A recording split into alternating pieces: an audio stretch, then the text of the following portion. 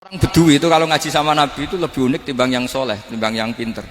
Sehingga banyak ilmu itu ditemukan dari orang Bedui. Karena cara berpikir itu aneh. Kalau orang soleh, orang waras kan berpikirnya ada aneh, standar. Jadi orang Bedui itu aneh. Pernah suatu saat Rasulullah itu khutbah cerita kiamat. Wah, dahsyatnya kiamat kayak apa? Semua orang diam nangis semua. Orang Bedui enggak, lebih cerdas. Ini Nabi itu aneh. Cerita kiamat kalau udah ada tanggalnya ini gimana? Orang nangis semua karena dahsyatnya kiamat kayak gitu. Bumi dihancurkan, wus. Kan terus sudah nangis dewi-dewi. Ya ono sing nangis pabrik banyune macam-macam ya. Ini kalau kiamat gimana ini perjalanan air kemasan saya kan orang mikir. Mikir dewe-dewe gitu. Tapi ini enggak.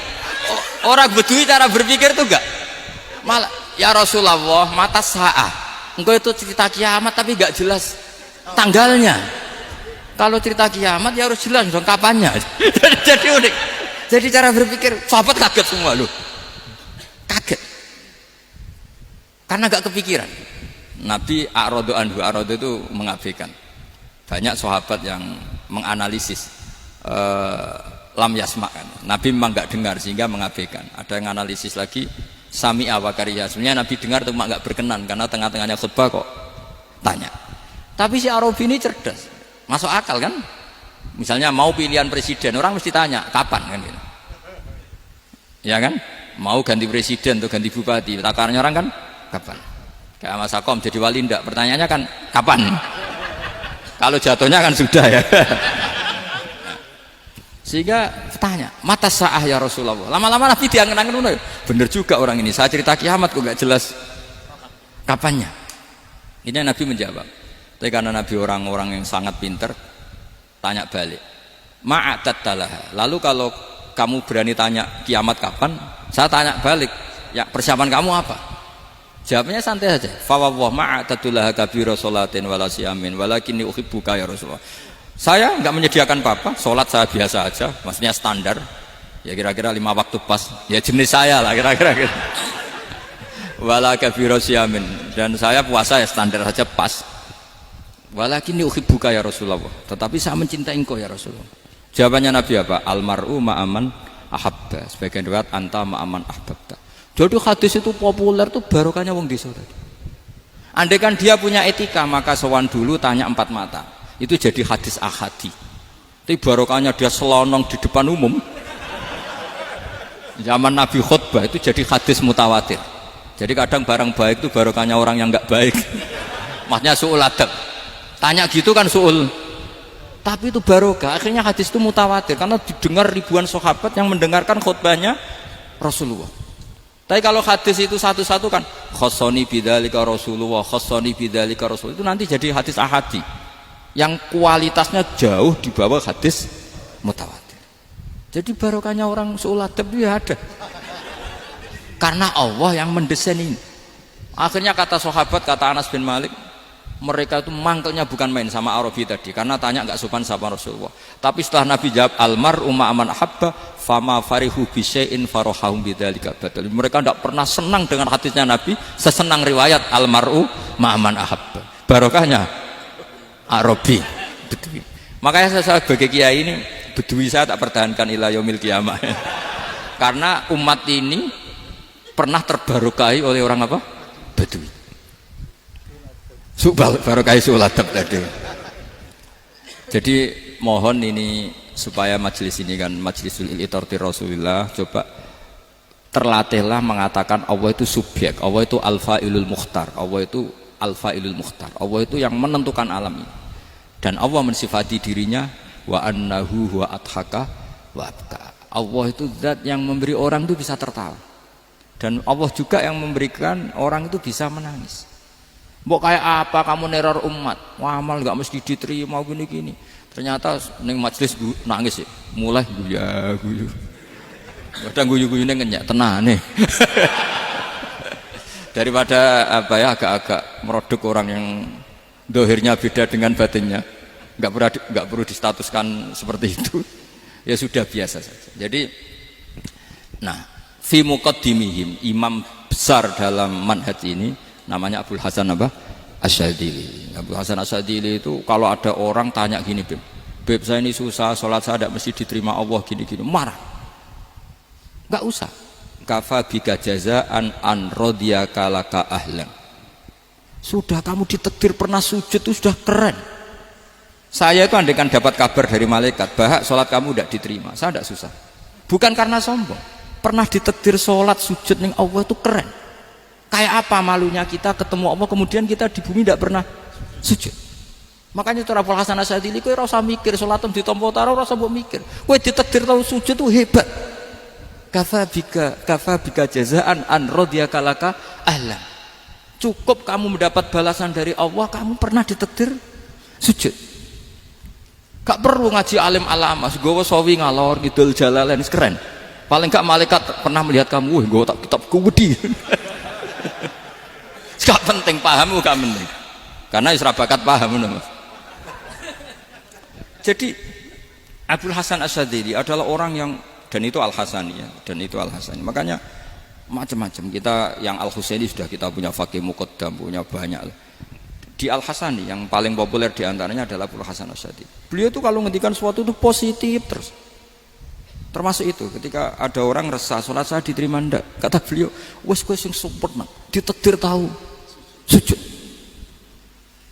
Saya itu sebetulnya kadang-kadang yang miris, wes sholatku tompo ta ora, tapi saya sangat sadili, sangat sadili. Saya nggak pernah berdoa ya Allah ibadah kami jenengan terima ndak, karena takut kalau doa gitu keterusan itu terus ditompo ora ya, akhirnya keterusan gitu, akhirnya ngenes.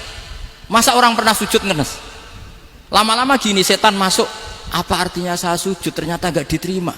Lu wong kawula kok iskal tentang pernah sujud. Itu kan ibarat gini, kamu ngasih uang sama orang tua kamu, misalnya Habib Soleh ngasih uang Habib Ali, terus apa artinya tak kasih, kemudian beliau tidak terima kasih, itu kan lucu. Terima kasih tidak terima kasih, seorang anak ngasih orang tua itu keren. Makanya saya bangga dengan Habib Soleh ketika beliau mengumrohkan Habib Ali, sudah mendaftarkan haji Habib Ali. Gak usah mikir diterima apa enggak. Wes keren, itu sudah perilaku yang keren, yang hebat. Makanya saya sering pada orang mau cerai tanya saya, Gus saya ini cerai gak, istri saya kurang ajar gini. Gak usah. Tapi bojoku lo judes. Uang di bojoku wes keren, paling gak kowe ra darani jomblo.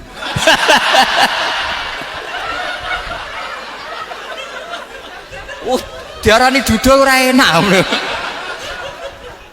Wes luwe sabar di diarani duda mek diarani bojo judes. Enak bojo judes cek gagah. Di bojo lah. Oh iya. Provokator itu. Jadi kafabika jazaan an radiyaka laka ahlan. Sudah ditakdir pernah sujud itu sudah keren.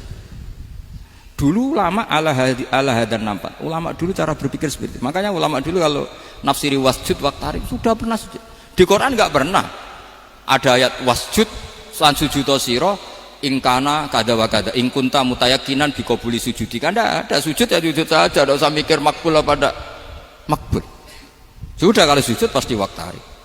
Terus saya sebenarnya ya sebagai orang ya kadang wedi, salatku ditampa ta ora. Tapi kalau keterusan nanti ada was-was yang mengatakan opo artine sholat. Lu tuh kan ngeri seorang hamba sing uripe ning bumine Allah kemudian menyoal pernah sholat hanya karena takut gak diterima. Itu kan geblek banget. Nah, saya jenis kiai yang di partai itu. Saya enggak tahu kalau kening di kom. Di umat masa kamu gak ada keren iblis. Jadi lah nanti kalau misalnya ada manhajnya Habib Soleh yang tidak seperti itu tidak apa-apa, mungkin supaya orang nggak takabur, nggak fakhr, sehingga makanya mulai dulu lama itu ya partainya kalau nggak rojak ya khauf. Nah saya ini yang jelas terang-terangan ikut partai rojak saja, apa? Partai rojak, karena banyak yang sudah di partai khauf. Tapi saya rojak yang bil ilmi tadi. Makanya Sayyidina Umar radhiyallahu anhu itu yang namanya sama sujud. Saya itu punya kitab. Habib Soleh pernah tak tunjukin tulisan tangan saya. Muji-muji sujud.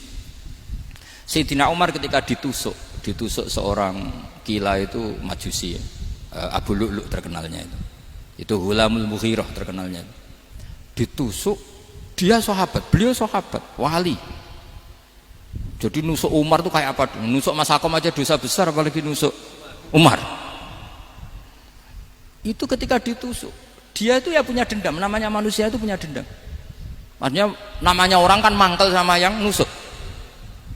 Kalau orang mangkel itu inginnya kan yang nusuk itu masuk neraka. Tapi apa kata Umar? Ngendikan gini, tanya pertama, yang nusuk saya siapa? Orang Majusi. Orang Majusi, Hulamul Mughirah. Alhamdulillah alladzi lam yaj'al maniyati biyadi rajulin lam yasjud laka sajdatan yuhaju biha indaka yaumal qiyamah. Saya itu senang Gusti, yang nusuk saya orang yang nggak pernah sujud sama jenengan. Jika kalau saya dendam supaya dia masuk neraka, saya nggak takut orang itu nuntut sama saya.